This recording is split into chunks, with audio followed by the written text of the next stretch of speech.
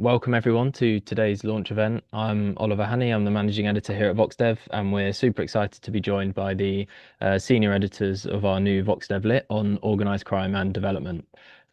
Today we're joined by Santiago Tobón, who's a professor of economics at EFIT University in Medellin, Colombia. And we also have Micaela Sviatschi, who is an associate professor of economics and public affairs at Princeton University. In today's session, we're going to hear from our senior editors about the key takeaways for policy from their review of research on the roots and development impacts of organised crime. If you have any questions throughout, you can use the Q&A function on Zoom to pose them. And there you can also vote on other people's questions if you'd like to see those answered. And without further ado, I'm going to hand over to Santiago. Thank you, Oliver. And I want to thank Mika and Nico for this great work. As we were discussing with Oliver before, this was a good commitment device to go over all this literature on the relationship between organized crime and development. And it comes at a very good time because if you think, for instance, about the development banks, right? The IDB, the World Bank, they have typically left like aside this idea of organized crime. But then since a couple of years ago, they've been invested a lot into understanding more organized crime as a key development factor. So I think this was a very good timing, Oliver. Thanks for inviting us for doing this. All right, so just to get started, organized crime is a problem that affects pretty much every country in the world. And if you think about just like drug markets, for instance, probably you can get, I don't know, cocaine or marijuana in every city of more than 200,000 or 300,000 people around the globe. And if that's true, then everywhere you're going to have a criminal group or a criminal organization that's in charge of supplying the drugs in that market. We don't have great measures of organized crime. This comes from the Transnational Organization Against Organized Crime in the Global Initiative Against Organized Crime, and it's a measure that's useful because at least it makes it salient, right? So at least we have an idea of where this is happening and how is this happening. We also know that even though organized crime is everywhere, it affects more Latin America and other developing countries and regions. So these are homicide rates, and you can see that the darker areas in Central America, South America, South Africa, and Southeast Asia. And in general, what we see is that this, and if you think about like Latin America as a region, I think that there's roughly 8% of the population there, and what we have is 30% of the homicides that are committed. So in organized crime is a key factor in explaining this. And unfortunately, most of the research on citizen security in general and organized crime in general is focused on developed countries. And what we do typically in Latin America and many developing countries is to import policies to try to address challenges such as organized crime. So, for instance, if you think about hotspots policing, is a very famous strategy that has been mostly studied in the US, the UK, and Australia. And when you ask a policymaker in Colombia or Brazil or Mexico, what are they going to do to address organized crime, then they think about hotspots policing as one of the first choices. And the challenge is that that's pretty much kind of having the same medication for very different diagnoses. You can think of these, and this is like an example that Chris Blackman, our colleague and co-author, typically mentions, is that you arrive to a doctor and you say you have, I don't know, a headache, And the doctor might say, okay, so I'm going to give you chemotherapy. And if the doctor says that, you're probably going to run away, right? But then if you ask him, why is he doing that? He might say, no, because the last person that came here with a headache actually needed chemotherapy and it worked. But of course, you need to build a better diagnosis before you actually put a person into chemotherapy.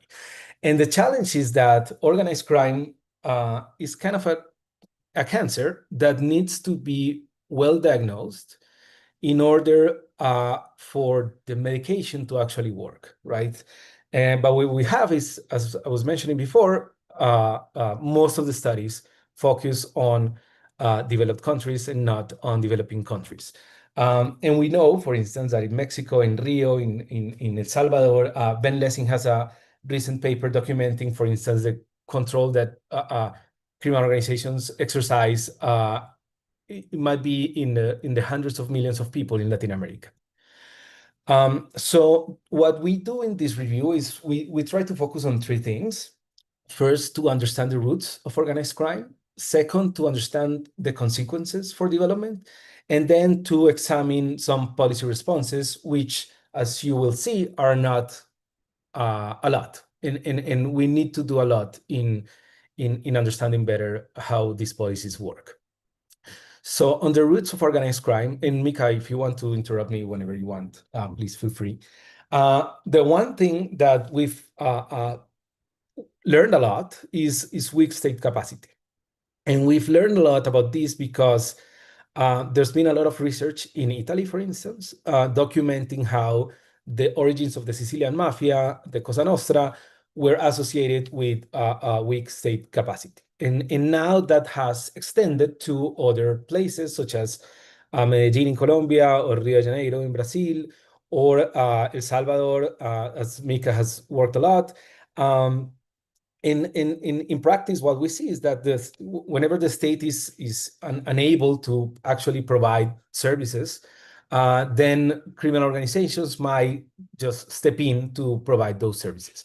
And you can link actually, for instance, the origins of city-states in Europe to what was a form of criminal organizations, which were this like feudalism kind of organization of the kingdoms in Europe before. And that's what we see, right? So we see that when the state is weak, then these criminal organizations step in to provide these services. There's another source or origin for organized crime to develop, which is that this look for social identity, right? So there's been a lot of work by Steve Levitt and Sui Venkatesh in Chicago, Dennis Rogers in Central America, and many others, documenting how like this idea of looking for identity for like neighborhood-based organizations, especially in contexts that are in general like adverse for people, create this supply shock to like organizations that have these characteristics. What we see is also that often, while the origins of many of these organizations are associated with this search for social identity, they evolve typically quickly into becoming enterprises that have illicit rents, right? Which is one like major challenge to understand all these. As I was mentioning before, like Mika's work in El Salvador has provided a lot of information on how these like community factors shape the way in which organized crime actually develops and happen in different places. We've seen that in many cases, for instance, in Mexico, there's like this idea of indigenous self-governance end up evolving into like different ways in which organized crime shapes. Then there's also, and this is perhaps like what we as economists tend to give more relevance, I would say, is the economic incentives, right? So and there's not been a lot of research on this, and what I think, and this links also to Mika's work and our work in Medellin, is that having these lenses of understanding criminal organizations as firms that participate in markets, for instance, recruit also as recruiting in a labor market, can give us like additional ways in which we can think of how to address these organizations, right? So we know that money matters, right? We know from one study by Sudhir Venkatesh and Stephen Levitt in Chicago that with a defunct gang in Chicago, that in theory, it seemed to be the case that criminal organizations actually didn't pay a lot to people. But once this has been studied in other contexts, such as Dennis Rogers in Central America, or Rodrigo Suarez in Brazil, then we start to see that actually it's not often the case that they pay low wages, and it's actually these are very profitable organizations, and these economic shocks actually end up creating this context in which criminal organizations thrive and people start making careers in these groups, as also Mika's work has been shown in Peru. And then we have also these other like facets in which criminal organizations have been created and developed in many contexts. And this also, and I'm sorry, Mika, I've been mentioning you a lot, but you've been doing a lot of research on this, is, for instance, deportations and migration. So this very important paper that Mika has on how deportations from the US actually ended up creating or spreading gangs to Central America, and in particular in El Salvador, also in Honduras, and in neighboring places. And we've seen a similar pattern with this massive migration from Venezuela, for instance, where groups like Tren de Aragua or some sort of like subgroups of this like umbrella organization have been actually spreading out through many places across Latin America. And finally, another policy that often backfires is mass incarceration. And a good example here is the PCC, el Primer Comando de la Capital in Sao Paulo, that was created. And I don't know if you guys in the audience have seen a movie called Carandiru. If you haven't, I recommend it. It's in Netflix, I think. And Carandiru is a story about a prison where, following mutiny in 1993, the state interfered and killed roughly 120 people in the prison of Carandiru. The prison was afterwards destroyed, but the inmates in the state of Sao Paulo, as a response to this state violence, created an organization called Primer Comando de la Capital. And the way in which they recruit people into the gang is through the prison system. So as Brazil has been putting more and more people in prisons, the pool of recruits for Primer Comando de la Capital has been rising and rising and rising. And we've seen now in other examples in Colombia, for instance, where actually people end up learning while going through prison, even if they are not like have a profile of a gang member. They often, that's the only way they actually find to survive in prisons, right? And so we know something, which is what I just told you, but we still lack to learn a lot. We don't know about interventions that can like change adolescent expectations, for instance, and behavior at scale. We don't really understand how the process of like this decision making of kids coming into gangs, for instance, work, because often we focus on, or we use the lenses of like criminal penalties, right? And we just think about which things are crimes, and we don't think, or we don't necessarily look at kids as, for instance, making decisions about entering into a gang. And if this is an occupational choice, for instance, we should be paying more attention to that. We also need to understand better, like peer mentoring, cooperative norms in schools, things that can help us understand better how this process of recruitment effectively works.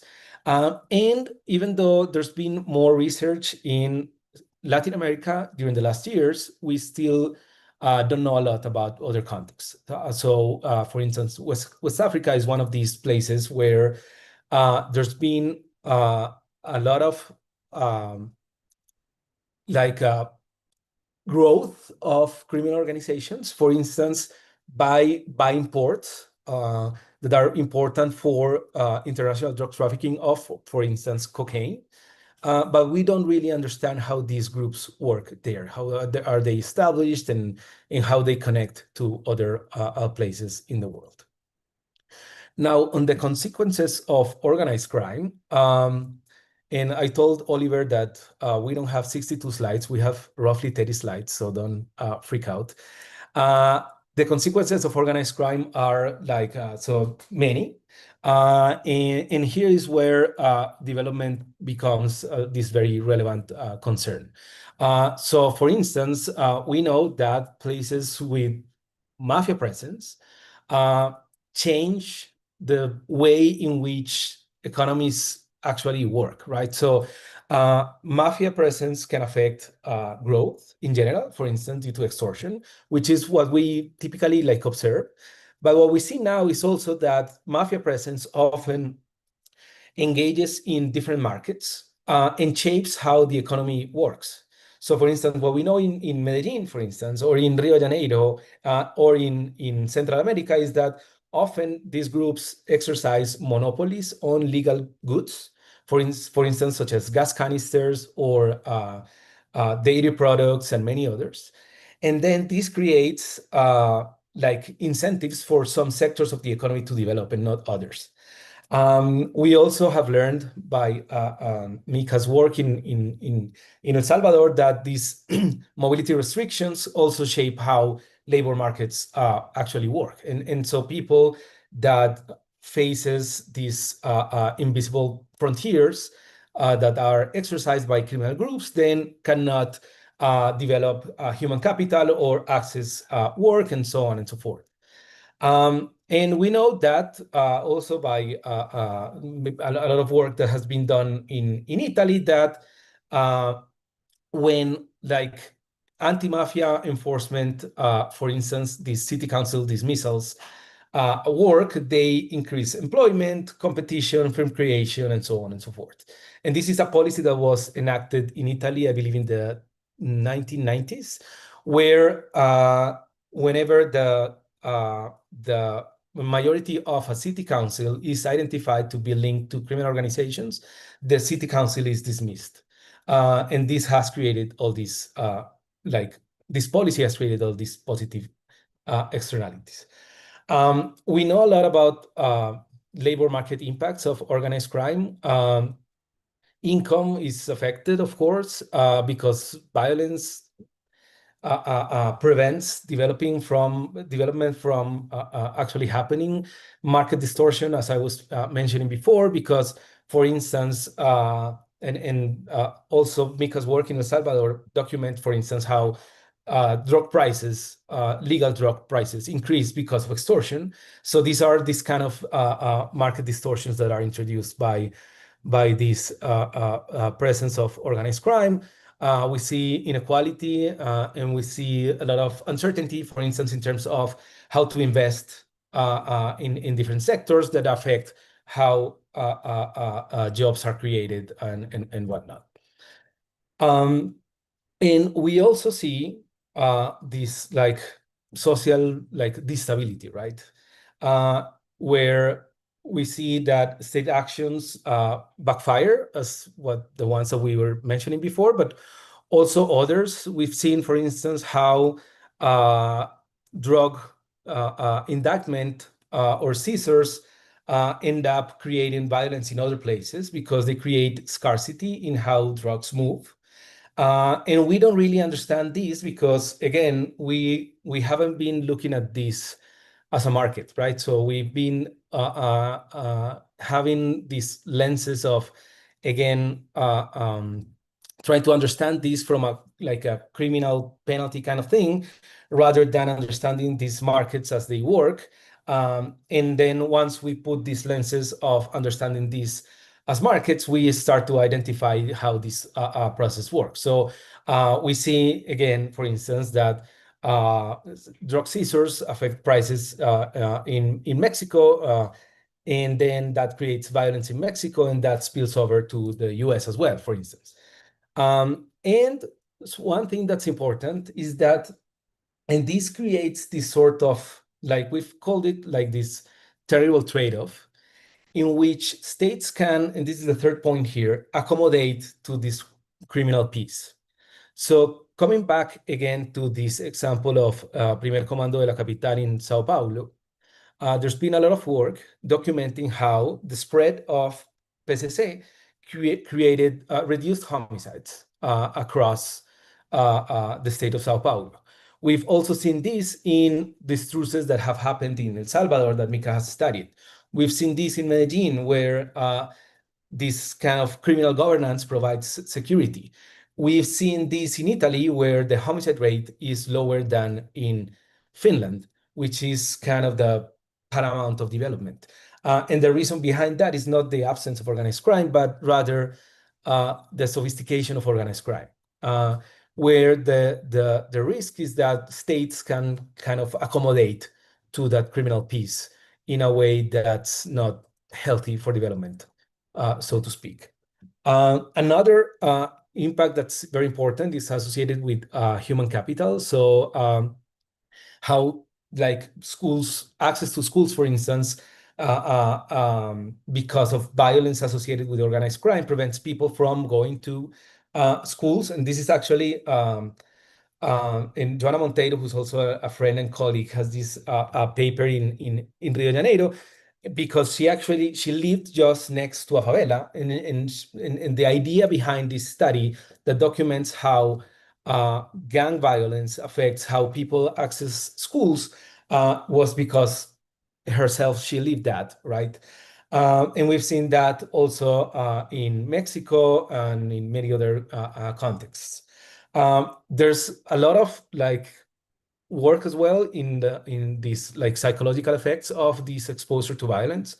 And we've seen that this, for instance, in a lot of research on conflict, not so much in research on organized crime, but the impacts are pretty much the same. And how these also, like these distorted incentives that affect human capital formation.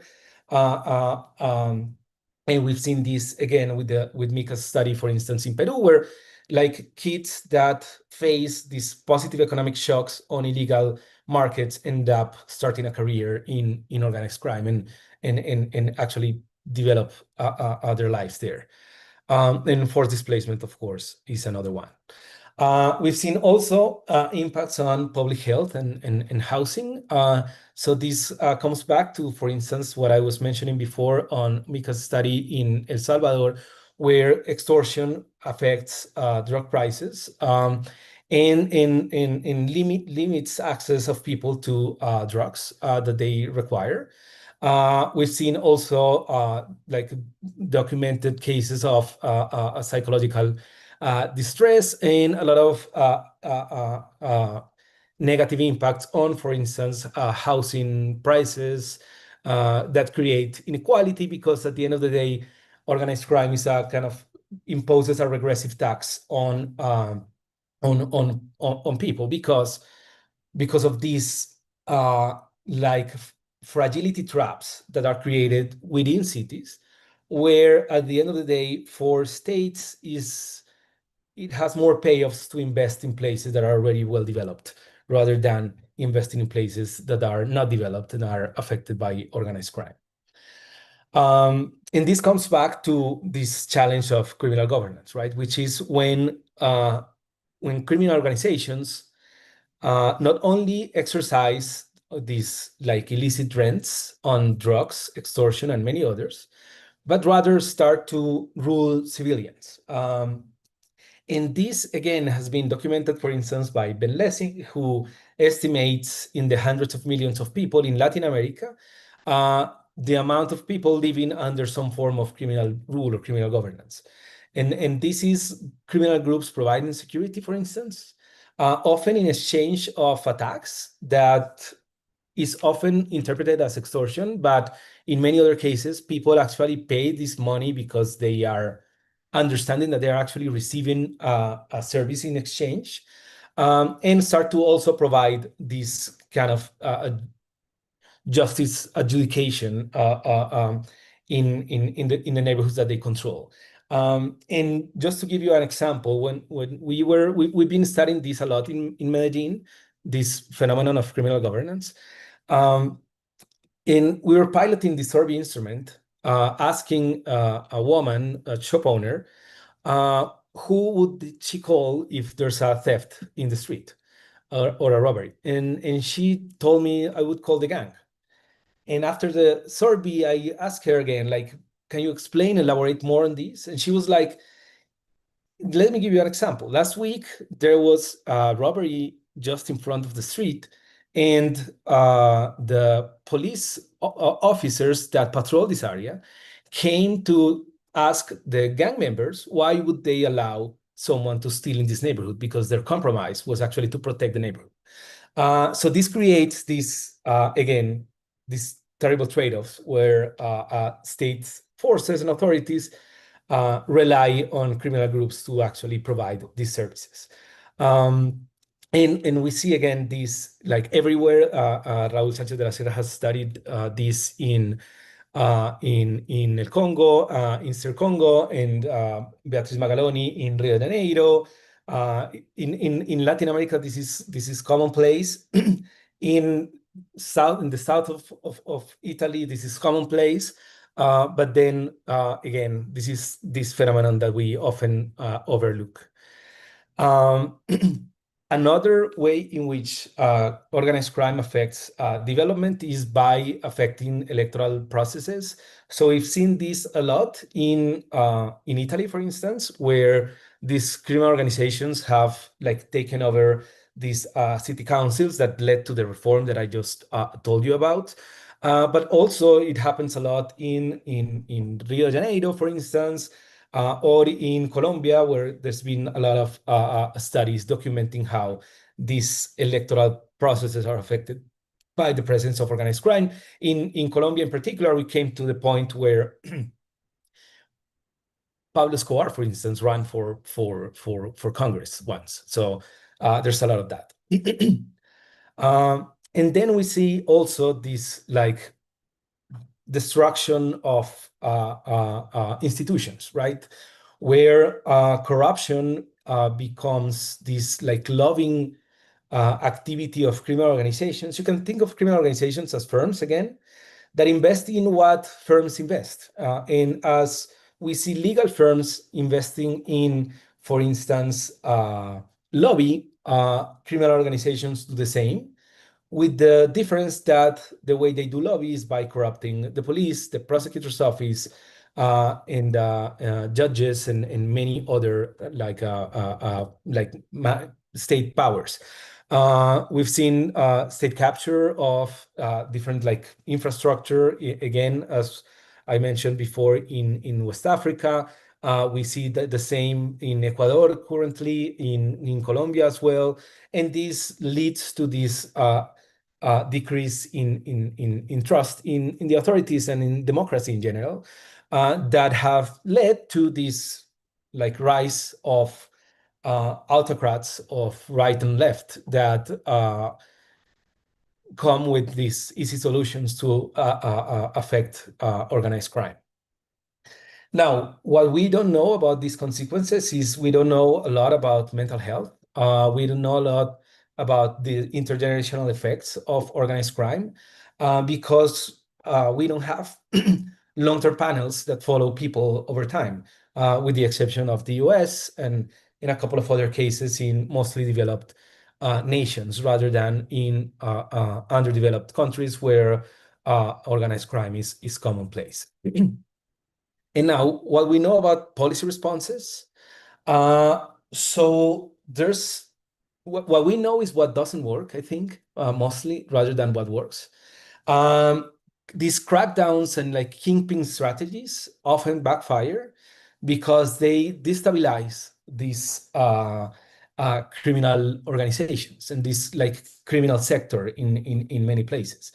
And the challenge is that this is precisely what creates this terrible trade-off in which often for state authorities it's better to accommodate to organized crime being the ruler of this illicit sector rather than preventing it from developing. And this leads to this decreases in trust and so on and so forth.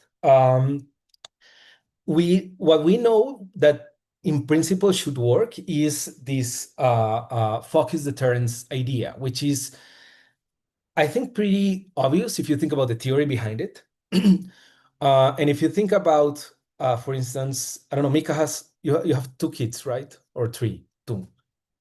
Yeah. If you want to discipline your kids, you cannot punish everyone every time something happens, right? You have to not punish, but you have to discipline bad behavior targeted at the person who actually misbehaved rather than to everyone. And this is why these heavy crackdowns often don't work, and why this idea of focused deterrence often seems to be more promising, because that behind that is the idea that you're going to be able to discipline criminal organizations in order for them to reduce the amount of violence they generate or the social costs they create. And we've seen that, again, the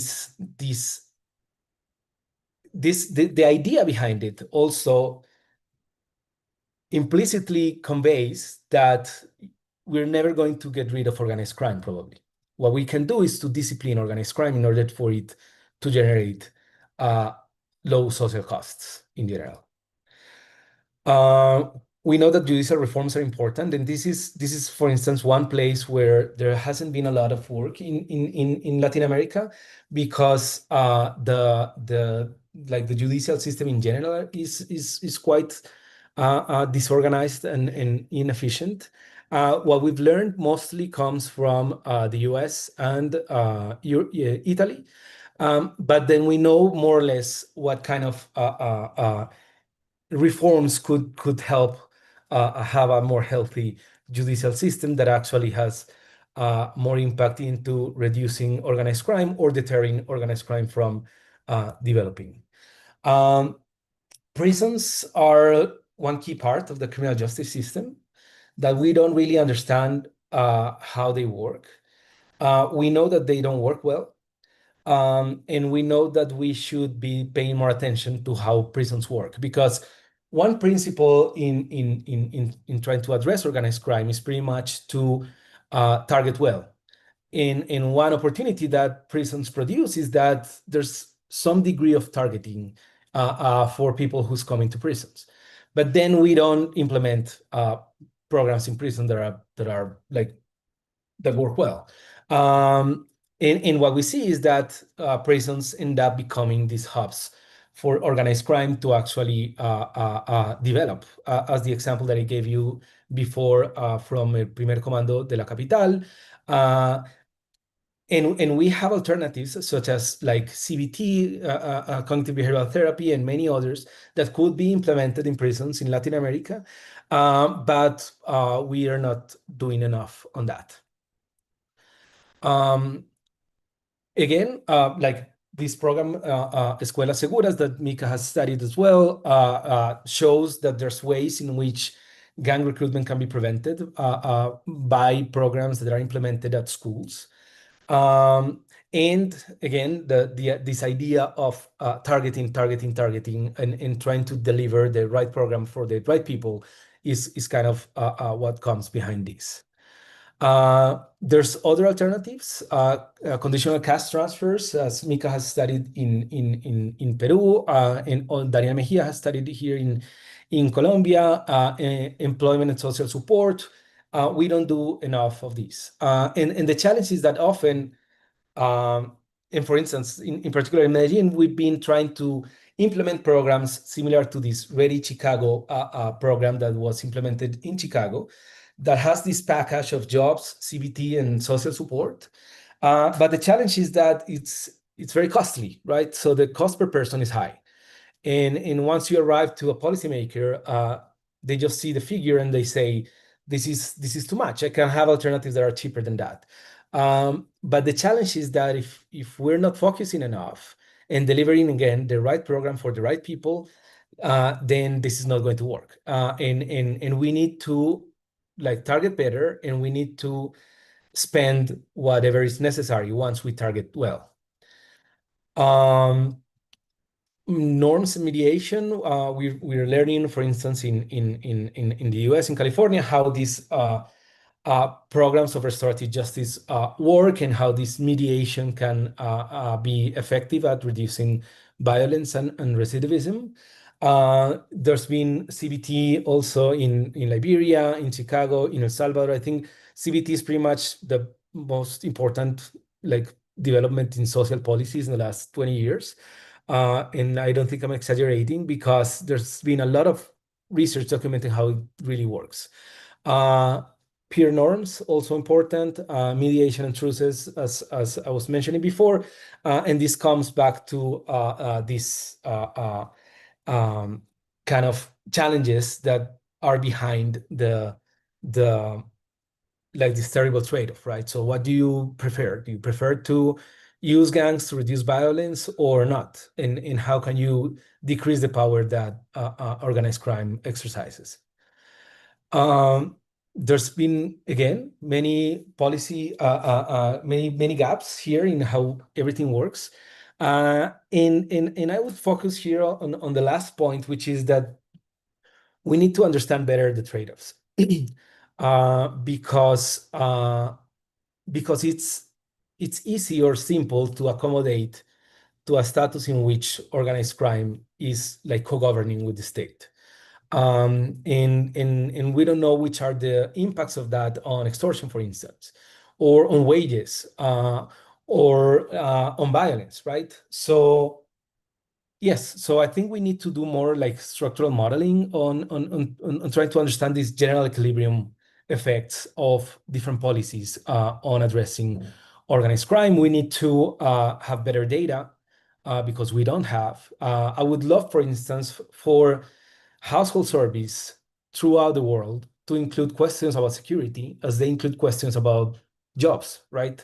We should be collecting this data systematically so that we can understand better how to address these problems, and we can stop relying on administrative data associated with denunciations, for instance, and start collecting primary data that actually documents better how these problems really work.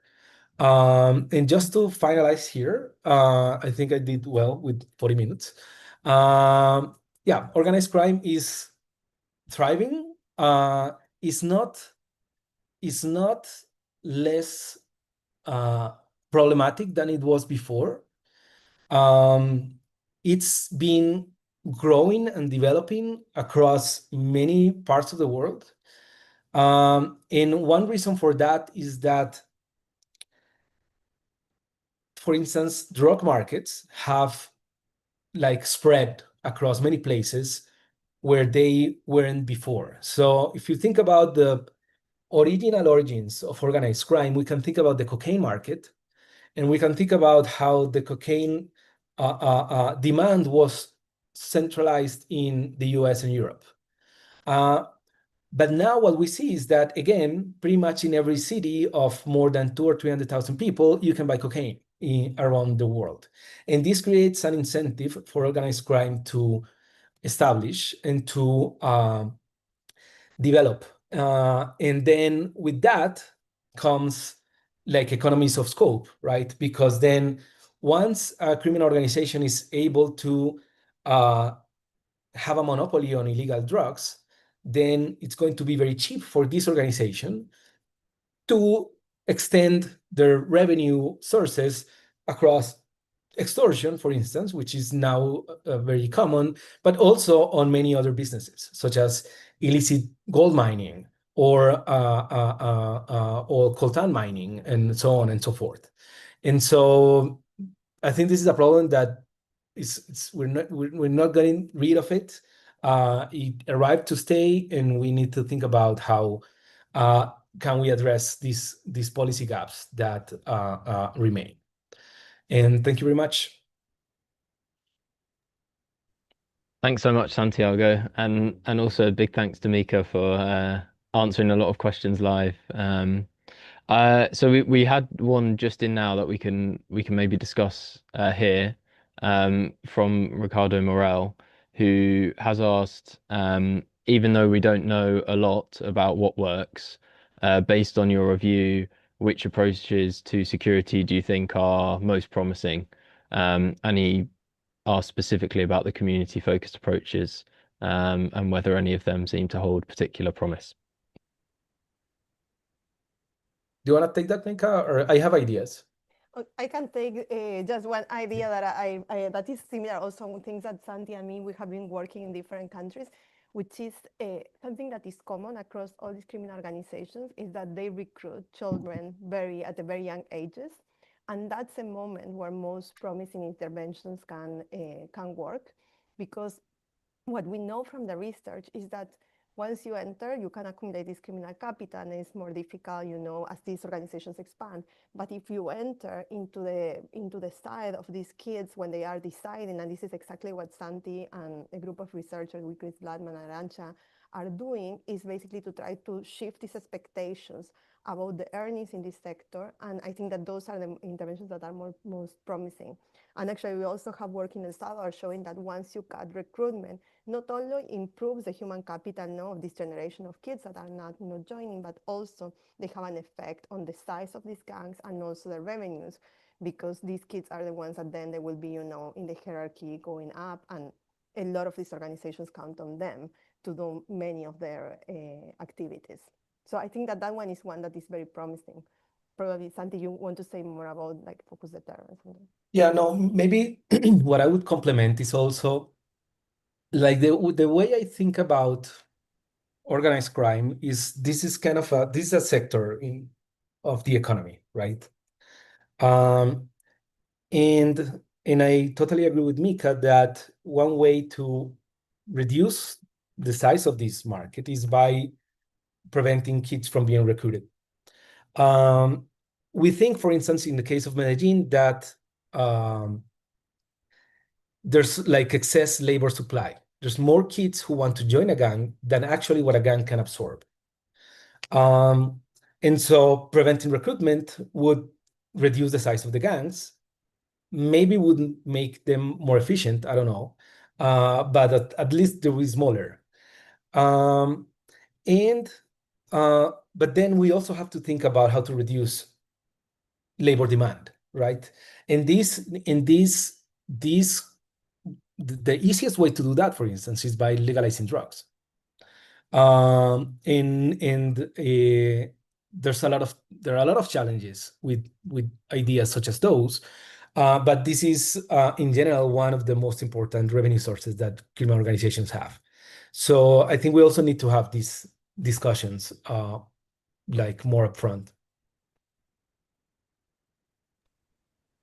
Thanks. Yeah, I mean that linked to a question that I was going to ask, which was, I mean, at the beginning of the presentation, you talk about how the costs are disproportionately in low middle income countries, but then obviously, I guess a lot of the value of the demand is in kind of high income countries and the cities there.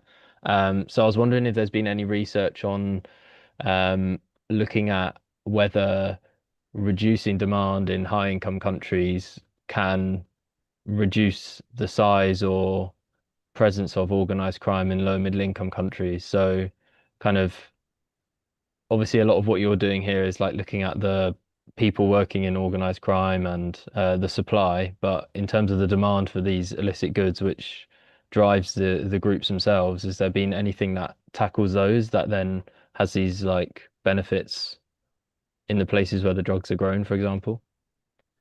Um, yeah, that'll be great, but there's not a lot of research on that. I saw there's a recent study in Canada, for instance, with a medication that has been documented to reduce cocaine addiction and alcohol addiction. Um, and because this product is so inelastic across the whole value chain, then I think we need to be more serious about how to reduce demand. But I totally agree with you. And there are many like initiatives. I once worked with a Colombian NGO that was trying to reduce cocaine demand by addressing this idea of like conscious consumption, right? And this was kind of thinking, okay, so you're not eating meat because cows pollute, but then you're using cocaine. So why don't you think about also like putting some conscience on that? And so this was a big initiative in the US. This was led by a Colombian person, but I think we need more of these, certainly. Thanks. And then another kind of theme that's come up in the questions, which links to another thing that you mentioned at the start, is kind of um, the growing problems in Africa with organized crime. But then obviously it seems like at the moment there's not been a ton of research done on that. So I was wondering if you could maybe kind of discuss or sketch out what the first steps in doing that sort of research might be in this new context, and whether it's a case of kind of looking at the same things that have been studied in Latin America and just doing them new there, or yeah, any thoughts you have about kind of starting new research initiatives in a new context where organized crime seems to be a growing issue. Do you want to take that one, Mika? I also have Yes, ideas. I think the first one is data. Is trying to get exactly the work. I think that the work of Santi is very good on this because thanks to that, you have a lot of instruments now to how to assess these problems by doing first qualitative work and then getting surveys in the field to get more sense on that. And I think that we don't. There is not that many. Well, there are not any researchers that I know or that I'm aware of that they are working in those places. So, and that's one of the point of this review was to try to push more people to start working also in other areas beyond Latin America that are also affected by organized crime. And as an economist, I will always say, like, to understand this problem, we really need to first get data. Yeah, and also related to that, if you see this global initiative against transnational organized crime index, there's like many countries in West Africa, for instance, rate high. But the main reason why they rate high is not that they have their own criminal organizations, but for instance, that the Ndrangheta, that's a Italy-based mafia, or groups from Brazil or Mexico or Colombia are present there because that's an important transit route. So we need to understand better. And then this, of course, is completely different to what happens in Latin America or to what happens in Europe. So I agree with Mika, we need to understand better what's going on behind this, because then you can see how these like recruitment processes would work differently, right? The ways in which they use violence is different. The ways in which these groups affect state capacity is different, and so on. Nice, thanks. So a couple more questions. So one that was asked by Riva that you typed an answer to Mika, but I was wondering maybe if it makes sense to expand on it a bit here. So the question was about kind of how um in the presentation, you discuss kind of some of these policy responses, some of which are these pretty kind of heavy crackdowns, and how you can kind of measure the costs of that type of intervention in terms of the arrests of civilians without due process, whether it contributes to like a slide into authoritarianism, etc. And how you kind of weigh those costs against potential benefits against organized crime and what you think of that kind of intersection. Yes, and then my answer was very that I don't want to weigh those costs. I don't want to have that trade-off to begin with, and that's why I'm even. I remember that when we had this article also on extortion piece in El Salvador with Zach Brown, Carlos Milpadilla, and Eduardo Montero, we were requested, I remember, to do this welfare analysis, and we're like, no, we just don't want to. We know there is a trade-off that we want to put up there, but we are not saying that one solution is better than the other one. We believe, and I think part of this review with Santi is that we believe that you can get into some policies that are, more cost effective without having to go to these things that are without due process, like as Santi mentioned some of them, like more targeted police, using police intelligence, reforming, the judicial process so that can go faster. Yes, so we think that there are other options. I know it's very hard because I think that in our mind, we always think that there is this trade-off that when they do these heavy crackdowns, but there are other options. That's what we want to bring up. And also there is this thing that is very difficult to measure, like these costs. I'm telling you because I have worked a lot, we're working a lot actually in El Salvador about like the recent crackdown. And it's hard to measure the cost, and especially in the short run when these things, maybe they have a reduction in crime today, but we don't know which are going to be the long-term costs. And again, we also have like this limitation of data. It's like, how do we measure when it is, due process, like with data that we get there? We are trying to get a bit on that with surveys in the field that we are doing to household survey about like if they suffer some police abuse and so on. But again, I think that we don't want to be in that having that trade-off. I think that and I don't know how do you approach this, Santi? But I think that you are on the same line with me that there are other options, and we need also more research to evaluate those options as well, no? Like to even say that, okay, maybe we are in this world that we have this trade-off and this is the solution to reduce crime. I don't want to believe that that's the case. And that's why I would like to experiment first with these other options that seems that in other countries can work, but we need more evidence, like the focus deterrent approach and all these prevention strategies that are early on. Or even like, I really like your question about the demand, because I think it's very interesting. My first reaction was like, well, demand hasn't declined. That's why we haven't been able to see the shock like in these other countries. But I think of thinking a bit more about how to cut the demand is also another interesting venue how to deal with this issue. Yeah. Yeah, this is why we kind of call it the terrible trade-off, because that's the trade-off that you don't want to be doing. But also because of what Mika mentioned. So if you think about this in a very utilitarian way, where you're just summing up social welfare and you treat every person the same. For instance, what happened in El Salvador destroyed the welfare of many people. And it created welfare for many others. But we don't really know how to estimate the cost, the long run costs, because we don't know what's the cost of losing a democracy, right? So it might be actually the net present value of welfare of everyone in El Salvador might actually be negative because of what happened. We don't know. So I think we need safer alternatives, alternatives for which we have more certainty about what could happen. But this is a great question. Yeah. Yeah, thanks. Yeah, I appreciate these are not like super easy questions and probably require longer than just a couple minutes at the end of a presentation. I think we will end things there. So thanks very much, Santiago and Mika, for your time, both putting together the VoxDev Lit review and also for this presentation today. I would highly recommend people go and check out the full review. I've just put a link to it in the chat.